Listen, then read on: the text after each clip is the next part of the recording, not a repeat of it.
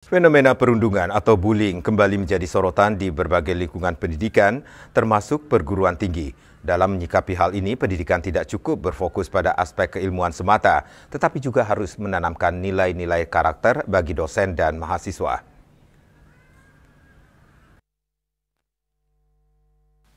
Mata kuliah pendidikan karakter bagi seluruh mahasiswa wajib diterapkan sebagai langkah konkret untuk mengantisipasi perundungan nilai-nilai Pancasila, nilai religius, dan budaya Bali agar dapat diimplementasikan dalam kehidupan akademik sehari-hari.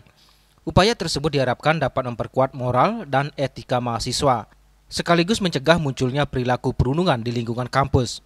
Selain itu juga ditekankan pentingnya kecerdasan digital di kalangan mahasiswa di tengah derasnya arus informasi. Masyarakat kampus dihimbau untuk lebih bijak dalam menggunakan media sosial, mengingat banyak persoalan sosial berawal dari penyalahgunaan informasi yang tidak benar. Dalam konteks penegakan hukum terhadap kasus perundungan juga ditekankan pentingnya keseimbangan antara pendekatan preventif dan represif.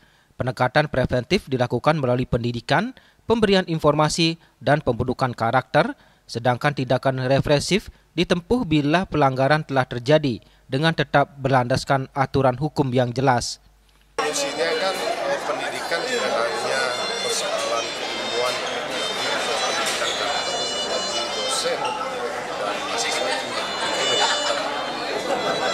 Ini Mas sudah memang bagian dari mata kuliah wajib dan karakter mahasiswa. Ini tidak hanya dalam teori, memperhatikan karakter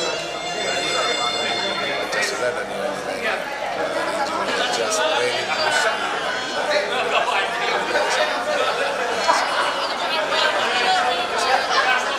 ini tantangan kita bersama lah, baik itu di tingkat dosen dan mahasiswa.